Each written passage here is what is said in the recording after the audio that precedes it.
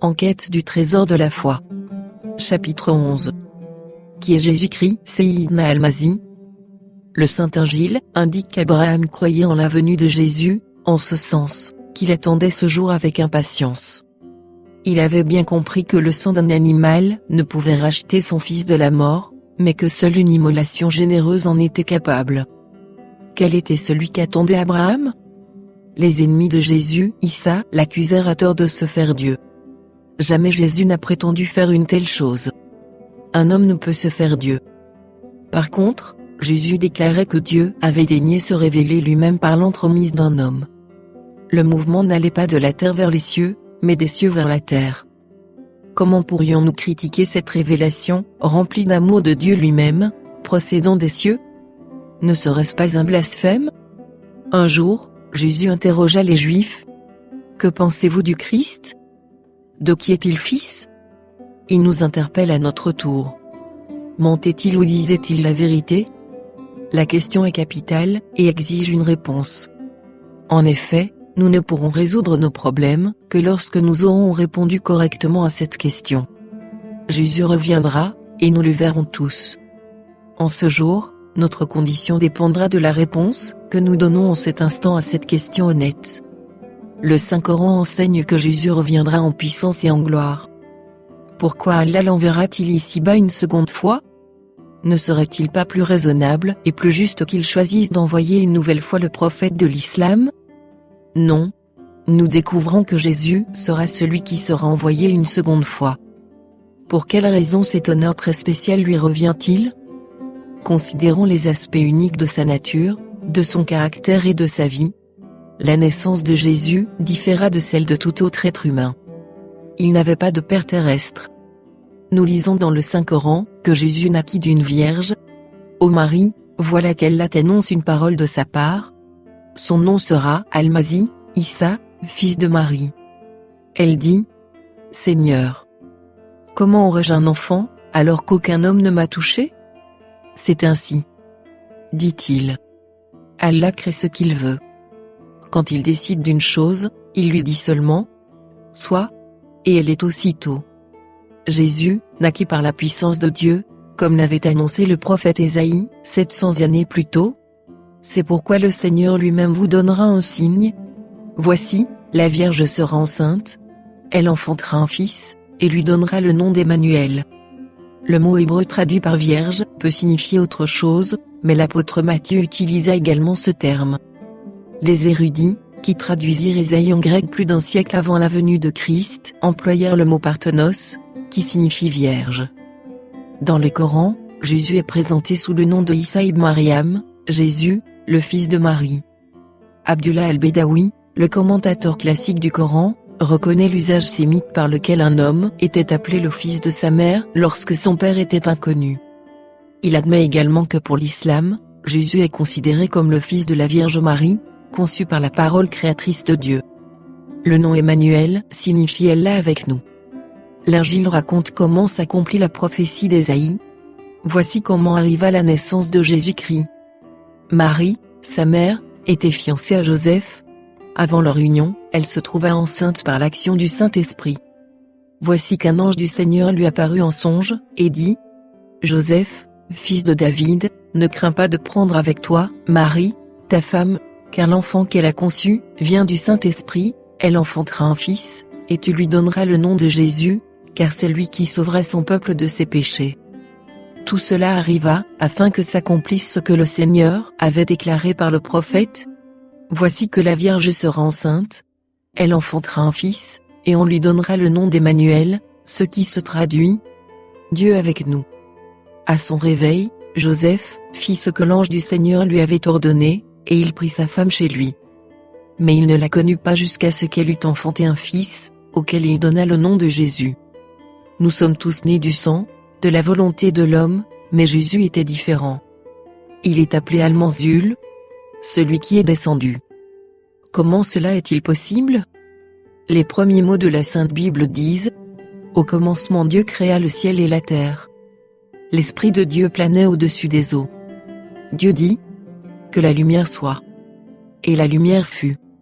le Dieu unique apparaît sous 3 noms différents dans ce passage: Allah, l'Esprit d'Allah, et la parole d'Allah. L'Injil dit de Jésus: au commencement était la parole, et la parole était avec Dieu, et la parole était Dieu. Elle était au commencement avec Dieu. Tout a été fait par elle, et rien de ce qui a été fait n'a été fait sans elle. En elle était la vie, et la vie était la lumière des hommes. La parole a été faite chair, et elle a habité parmi nous.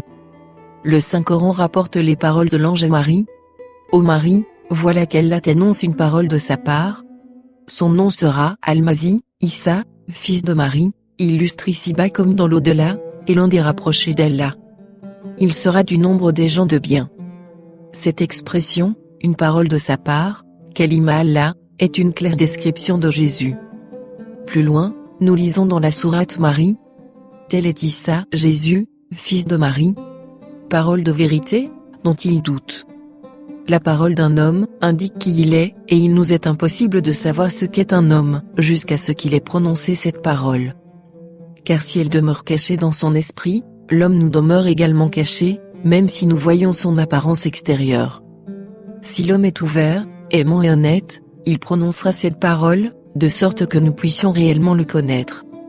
La parole consiste dans la divulgation, le dévoilement, la révélation du caractère d'une personne. Allah est ouvert, aimant et honnête. Loin de lui l'idée de se cacher pour nous induire en erreur. Il a chargé Jésus d'une mission unique. Jésus deviendrait sa parole, et il se révélerait à nous, par son intermédiaire, dans un langage que nous pourrions comprendre. Ce langage, c'est Emmanuel, Dieu avec nous. Lors de la création, Allah et l'Esprit d'Allah étaient un. De même, Allah et la parole d'Allah sont un. Il n'y a qu'un seul Dieu. Les Écritures n'enseignent pas de blasphème, à savoir l'existence de 3 dieux. Le caractère de Jésus démontrait parfaitement l'amour d'Allah. Le caractère d'aucun homme ne peut se comparer à son caractère, car Allah m'a dit de nul autre qu'il était sa parole. Il pouvait ainsi déclarer à ses ennemis: qui d'entre vous peut m'accuser d'avoir commis une seule faute? Tous les autres êtres humains ont eu besoin du pardon. David demanda à le recevoir, et Abraham fit de même, mais Jésus ne demanda jamais pardon, car il n'en avait pas besoin. Un de ses amis, l'apôtre Jean, déclara à son sujet: il n'y a pas de péché en lui. L'apôtre Pierre dit, quant à lui: lui qui n'a pas commis de péché, et dans la bouche duquel il ne s'est pas trouvé de fraude. Le livre aux Hébreux ajoute qu'il a été tenté comme nous à tous égards, sans commettre de péché. Quel merveilleux témoignage, de ceux qui le connaissaient le mieux. Les paroles de Jésus différaient de celles de tout autre prophète. Il avait le don de parler en paraboles et de raconter des histoires qui captivaient ses auditeurs, ses ennemis y compris. Ces paraboles étaient claires comme de l'eau de roche, mais pourtant très profondes. Prenons-en pour exemple l'histoire de ce berger, parti à la recherche d'une brebis perdue, après avoir laissé les 99 autres dans la bergerie, ou celle de ce malheureux garçon, qui après avoir quitté le foyer paternel, pour mener une vie dissipée, gaspillant ainsi tout son héritage, fut accueilli les bras ouverts par son père, ou celle encore de cette femme, qui cherchait sa pièce perdue. Ces paraboles touchent notre cœur, comme aucune autre histoire ne pourrait le faire. Un jour, ses ennemis, les chefs religieux, envoyèrent des gardes pour l'arrêter, car ils voulaient qu'il soit jugé et condamné. Les soldats arrivèrent à l'endroit où il se tenait, prêchant à la foule. Ils écoutèrent, peut-être pendant des heures. Finalement, ils retournèrent bredouille auprès des prêtres. « Pourquoi ne l'avez-vous pas amené ?» Les gardes répondirent: « Jamais homme n'a parlé comme parle cet homme. » Jésus ne se contentait pas de dire aux gens ce qu'ils devaient faire, il donnait lui-même l'exemple. « Je vous ai donné un exemple, disait-il, afin que, vous aussi, vous fassiez comme moi je vous ai fait. Moi, je suis la lumière du monde. Celui qui me suit ne marchera point dans les ténèbres, mais il aura la lumière de la vie. » Un vieil homme fort sage expliqua un jour la relation existant entre Jésus et les prophètes. Il est comme le soleil, tandis qu'ils sont comme la lune, qui se contente de refléter la lumière.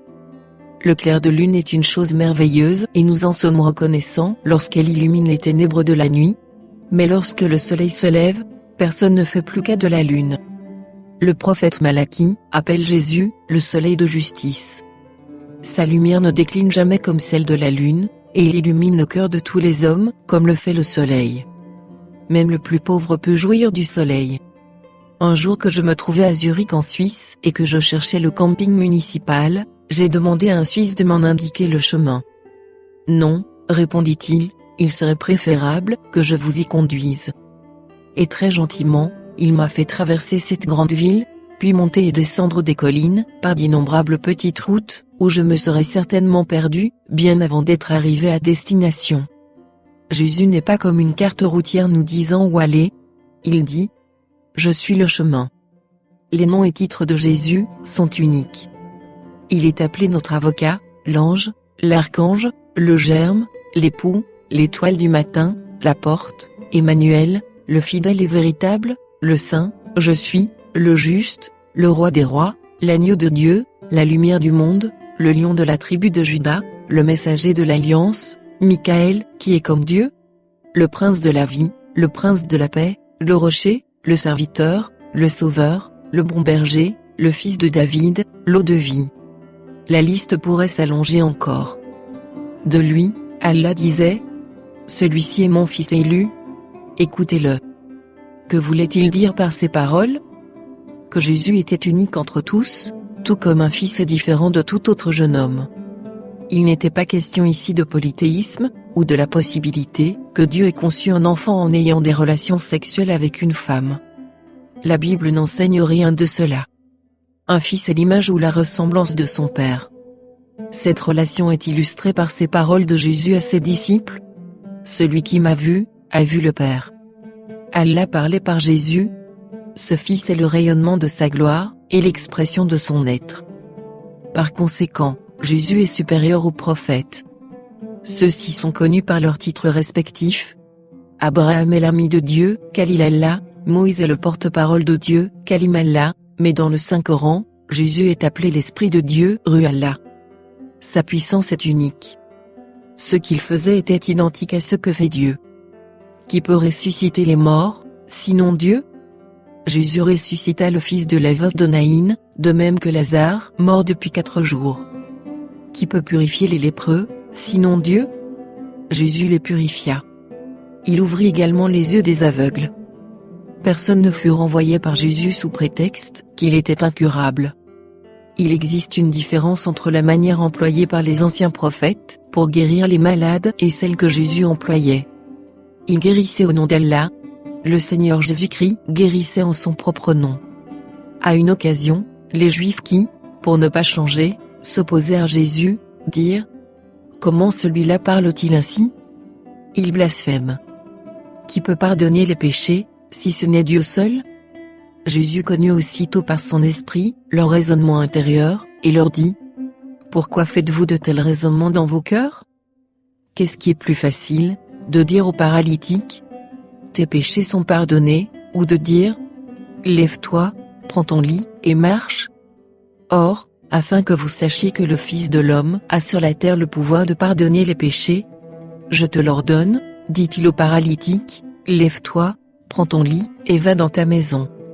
Et à l'instant, il se leva, prit son lit, et sortit, en présence de tous, de sorte qu'ils étaient hors d'eux-mêmes, et glorifièrent Dieu, en disant « Nous n'avons jamais rien vu de pareil ». Lorsqu'il ressuscita Lazare, il se rendit au tombeau et cria « Lazare, sors !» Lazare se réveilla d'entre les morts et s'avança. À cette occasion, Jésus dit « Je suis la résurrection et la vie. Il constitue notre seule espérance de pouvoir un jour ressusciter des morts, et tous ceux qui reposent dans leur tombeau attendent patiemment d'entendre sa voix. » Jésus dit également « En effet, comme le Père a la vie en lui-même, ainsi il a donné au Fils d'avoir la vie en lui-même. Ne vous en étonnez pas, car l'heure vient où tous ceux qui sont dans les tombeaux entendront sa voix. Ceux qui auront fait le bien en sortiront, pour la résurrection et la vie, ceux qui auront pratiqué le mal, pour la résurrection et le jugement. Vous et moi compterons parmi ceux qui comparaîtront devant lui. Tout comme il détient le pouvoir de faire revivre les morts, de même il peut donner une nouvelle vie à celui qui vient à lui. Il transforme les corps et les vies. Voilà son ministère. Sa victoire sur la mort, constitue la seule espérance pour ce monde. Les prophètes annoncèrent ses souffrances longtemps avant sa naissance à Bethléem. 700 années avant sa venue, Ésaïe déclara à son sujet : « Mais il était transpercé à cause de nos crimes, écrasé à cause de nos fautes. Le châtiment qui nous donne la paix est tombé sur lui, et c'est par ses meurtrissures que nous sommes guéris. Et l'Éternel a fait retomber sur lui la faute de nous tous. Il a été emporté par la violence et le jugement. Dans sa génération qui s'est souciée de ce qu'il était retranché de la terre des vivants, à cause des crimes de mon peuple, on a mis sa tombe parmi les méchants. Son sépulcre avec le riche, quoiqu'il n'ait pas commis de violence, et qu'il n'y ait pas eu de fraude dans sa bouche. Il a plu à l'Éternel de le briser par la souffrance. Parce qu'il s'est livré lui-même à la mort, et qu'il a été compté parmi les coupables, parce qu'il a porté le péché de beaucoup. » L'ancienneté de ce texte est confirmée par les manuscrits de Qumran. Daniel, 5 siècles avant sa naissance, prédit qu'une puissance inspirée par Satan s'élèvera contre le chef des chefs, et qu'un oint, Christ, sera retranché. Il ajoute que le prince de l'Alliance sera brisé. Connaissant très bien ces Écritures, Jésus-Christ annonça à ses disciples qu'il souffrirait de la part des anciens, des principaux sacrificateurs et des scribes, à Jérusalem. Lequel d'entre nous connaît le lieu où il mourra, à la maison ou à l'étranger? Lequel d'entre nous peut prédire le jour de sa mort? Ou la cause de sa mort, vieillesse, maladie, accident, guerre? Le Seigneur Jésus connaissait ces détails, et les divulgua à ses disciples. À vrai dire, personne ne le tua véritablement, car personne ne disposait de ce pouvoir. S'il avait choisi de ne pas mourir, il aurait très bien pu échapper à ses bourreaux, tout comme le fils d'Abraham, jeune et vigoureux, aurait pu échapper à son vieux père sur le mont Morija, s'il l'avait voulu. Jésus ne mourut pas comme un martyr ou comme un prisonnier retenu contre son gré. Il dit lui-même : « Je donne ma vie, afin de la reprendre. Personne ne me l'ôte, mais je la donne de moi-même.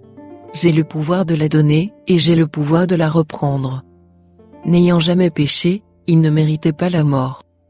À tout moment, il aurait pu appeler le ciel à son secours. Toutefois, parce qu'il nous aimait, et qu'il voulait prendre sur lui notre culpabilité, il a accepté de souffrir. Ésaïe déclara encore : « Il était transpercé à cause de nos crimes, écrasé à cause de nos fautes, et c'est par ses meurtrissures que nous sommes guéris.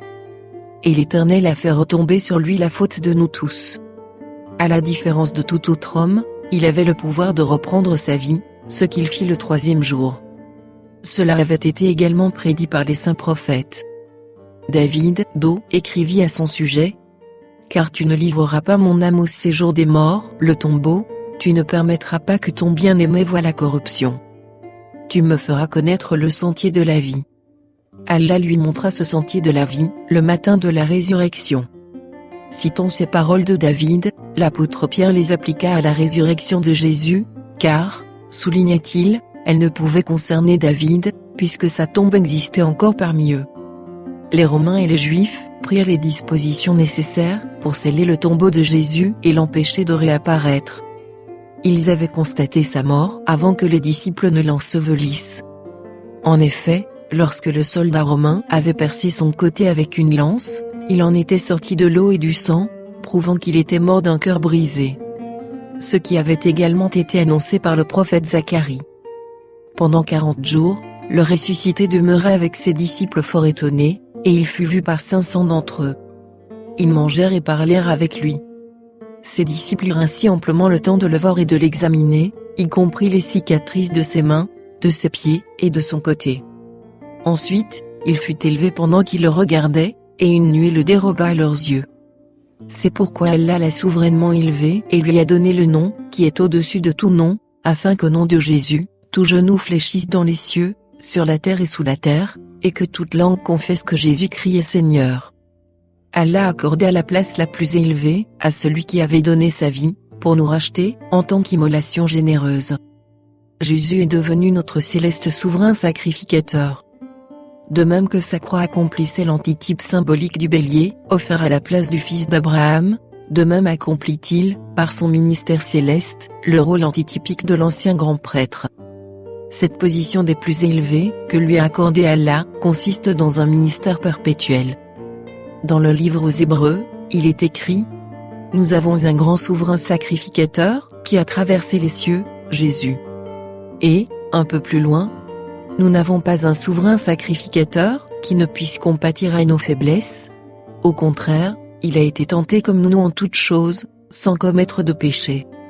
Dieu lui a dit: Tu es sacrificateur pour toujours, selon l'ordre de Melchisédek. En quoi consiste le ministère d'un souverain sacrificateur? Il fait plusieurs choses. Il est un sage conseiller. Ésaïe dit: On l'appellera admirable, conseiller. Il est l'ami des pécheurs. Il est le médecin qui nous guérit de nos maladies. Il est le psychiatre divin qui nous fait retrouver notre bon sens. Il est notre avocat lorsqu'Iblis nous accuse.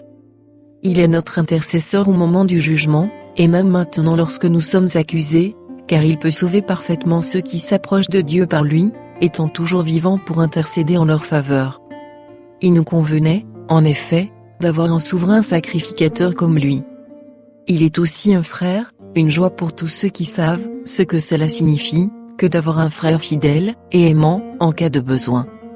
Voilà ce que peut faire pour vous ce souverain sacrificateur, si vous ne résistez pas à son amour.